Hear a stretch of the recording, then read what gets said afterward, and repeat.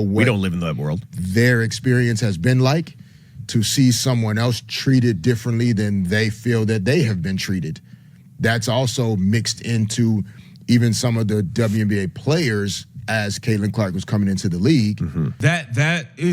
And this is talking about, speaking of to the jealousy, okay? They saw her coming in, selling out arenas, getting on national TV, all of this stuff.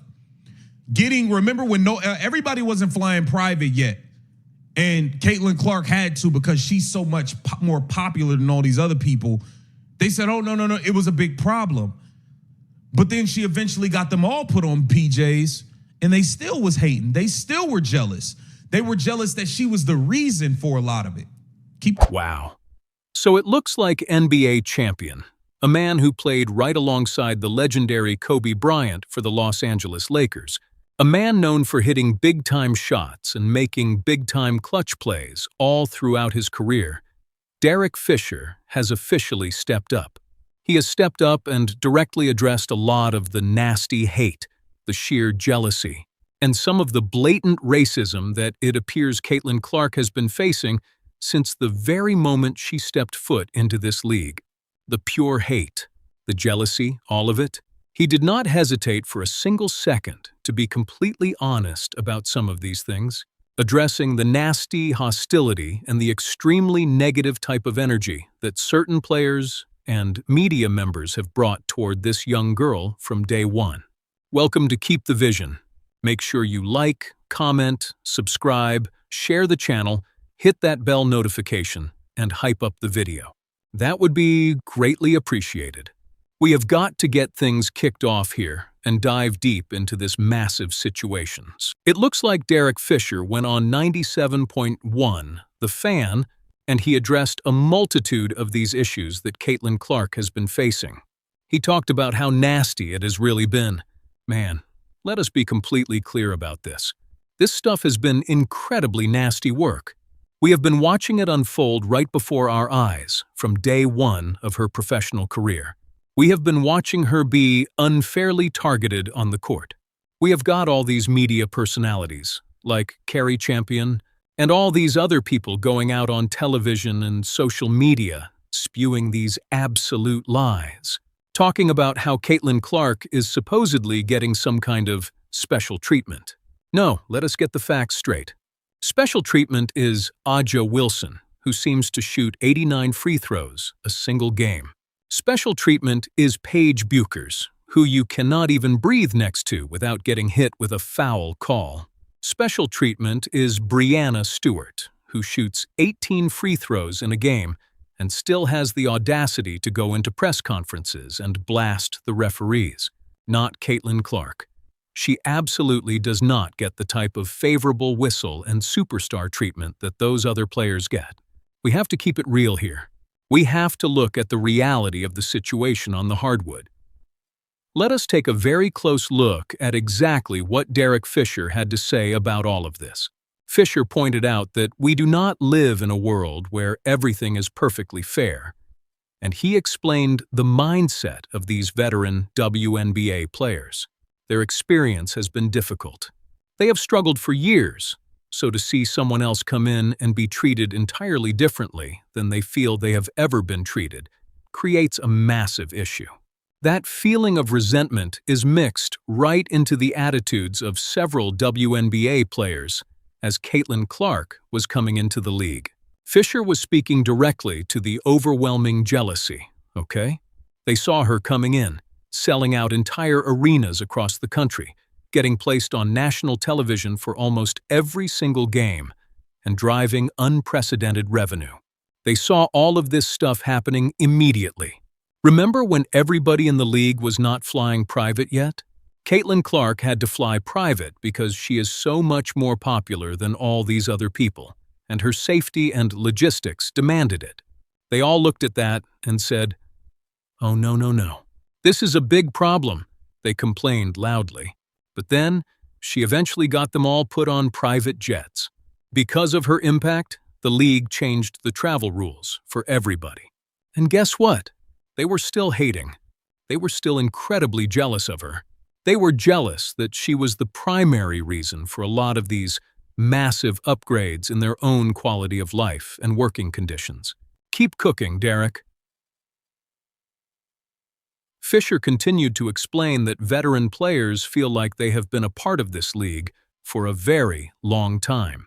They have put in the blood, sweat, and tears for years and have never gotten some of the benefits, the immense spotlight, and the financial perks that Caitlin Clark is experiencing right off the bat.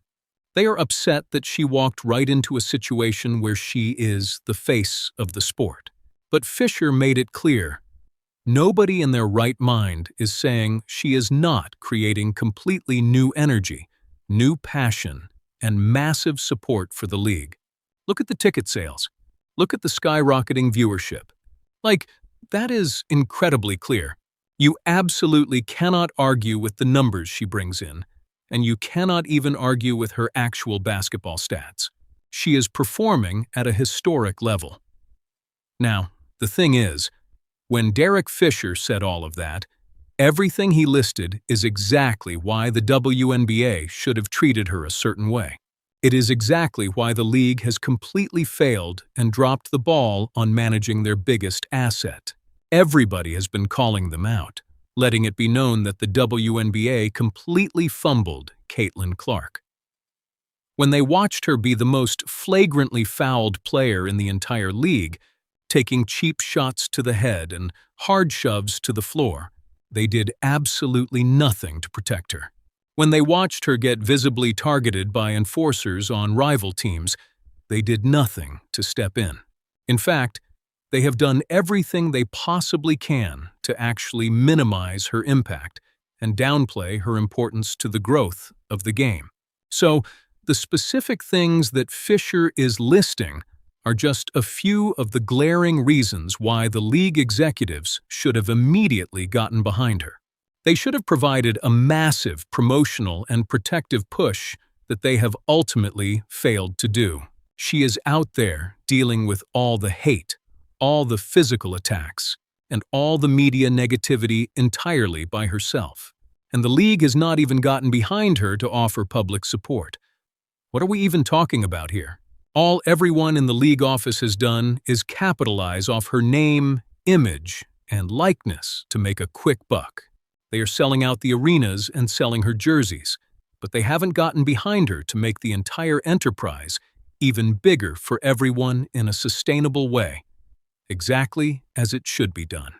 We are 3 years into this massive surge in women's basketball popularity, and the damn signature shoes are not even out on the market yet. Come on now. That is just terrible business. And then there is the phrase that Fisher brought up. He highlighted that she is generating new energy, passion, support, ticket sales, and viewership. That is just undeniable reality. You cannot argue the economic numbers, and you certainly cannot argue her on-court stats. Fisher mentioned that the phrase that has been used a ton by everybody in the sports world is the quote-unquote Caitlin Clark effect. Yeah, that is a very real phrase that has been thrown around constantly because it is a very real economic phenomenon. You cannot argue that part of the equation. Fisher then transitioned to talking about the feelings around the supposed favoritism. He said that some people feel the favoritism is more about how she is treated by the officials and the league itself. But this is my biggest problem with that entirely false narrative. I truly do not understand when these critics complain about how she is treated by the officials. This girl does not even get any damn foul calls. She literally gets absolutely zero favorable foul calls when she drives to the basket or gets hammered on the perimeter. Have y'all ever sat down and actually watched a Paige Buecher's college game? Have you seen how many soft foul calls and free throw attempts that girl gets on a nightly basis? Have you watched Aja Wilson play in the post? This is exactly why I do not understand the whole special treatment argument surrounding Caitlin Clark. That is why I keep saying loud and clear that it is just pure hate. It is just miserable haters looking for an excuse. It is just blind hate because there is absolutely no mathematical or visual way you could watch a WNBA game and walk away feeling like Caitlin Clark is getting special treatment from the referees. And then you watch an Aja Wilson game where she lives at the free throw line and try to tell me Aja is getting less treatment than Caitlin. It is no way possible. It is logically and statistically impossible to make that argument with a straight face. Fisher also touched on the historical context of sports. He noted that players who have been in the league for a while recognize that when they came into the league as rookies, they weren't treated with that level of media adoration. They didn't get that type of global recognition immediately. But Fisher, drawing from his own championship experience, explained that this is just a fundamental part of professional sports. It is always going to be that way. A brand new person coming in with that massive, culture-shifting effect is always going to receive much different treatment than the average player. Fisher compared it to when Kobe Bryant came into the NBA in 1996. The hype was unreal. He also brought up Victor Wembanyama, who is currently getting very different, highly publicized treatment than what the #1 draft pick 20 years ago received. Generational talents change the rules of engagement. And so, veteran players and media members really have to kind of keep that broader historical context in mind as well. But then Fisher dug into the really sensitive stuff. He talked about Kari Champion and the racial dynamics at play. He mentioned that when Kari Champion, or another woman of color, is speaking out about how the situation looks or is perceived from their specific experience, there is often more to it than just what we can plainly see with our eyes. Exactly. And when Fisher says there is more to it, he's talking about something way deeper, and that underlying factor is undeniably race. Let us be completely real right now. Kari Champion was visibly mad when she saw Caitlin Clark going off and trash-talking with Brianne January on the bench. Brianne January happens to be a black assistant coach. That specific visual is the exact reason Kari Champion was so tight and upset about the situation. That is the exact reason she felt the need to come out on her platform and say something negative, acting like Caitlin needs to knock it off and learn her place. But let us look at the blatant hypocrisy here. We have all watched Angel Reese literally knock clipboards directly out of a coach's hands in frustration. Did Kari Champion say anything about that? Absolutely not. Kari Champion wasn't saying any of this critical stuff when Kelsey Plum went absolutely off on the referees, screaming at them while at the post-game podium. She didn't say a single word when Gabby Williams completely lost her temper and went off on the refs. She stayed totally silent when head coach Cheryl Reeve went off on the refs. She didn't have any commentary when Nate Tibbetts went off on the refs. She wasn't saying none of this. There was no outrage. There were no think pieces. Oh, look how they talk about the game. She didn't say none of this when Ryan Howard went completely off on Aja Wilson's fans just for showing up to the arena in Atlanta and cheering for Aja Wilson. She didn't say none of this stuff back then. Not a single word of criticism. She kept quiet. It wasn't until she saw a white player, Caitlin Clark, going at it with a black coach on the opposing bench in the heat of competition that she suddenly had a massive problem with sportsmanship. That is the 100% truth of the matter. The host on the radio show then asked Fisher a very direct question, trying not to get too extreme in his response to Kari Champion's opinions, acknowledging that everybody is entitled to share whatever they feel. The host asked if he could touch on the absolute elephant in the room. He asked Fisher, how much does race actually even come into play with these types of things? He acknowledged that the WNBA is currently finding itself navigating a very new, highly scrutinized world right now. He asked Fisher to speak on that racial component a little bit, and Derek Fisher did not stutter. He responded clearly, I think it does. He didn't say maybe. He said, "I think it does." That is all we needed to hear from an NBA legend. Different treatment, different reactions, all heavily influenced by race. Fisher elaborated that he thinks in all sports, it has kind of always been that way beneath the surface. So we have Derek Fisher, a highly respected NBA champion, openly acknowledging with 100% certainty that yes, Caitlin Clark's race plays a significant part in a lot of the disproportionate hate, media targeting, and double standards that she is currently receiving. And that is exactly what we have been saying on this channel from the very beginning. As for me personally, I do not care about any of that. I genuinely do not care about race, background, or any of those divisive politics. I mean, if you can hoop, I am here for the hoop.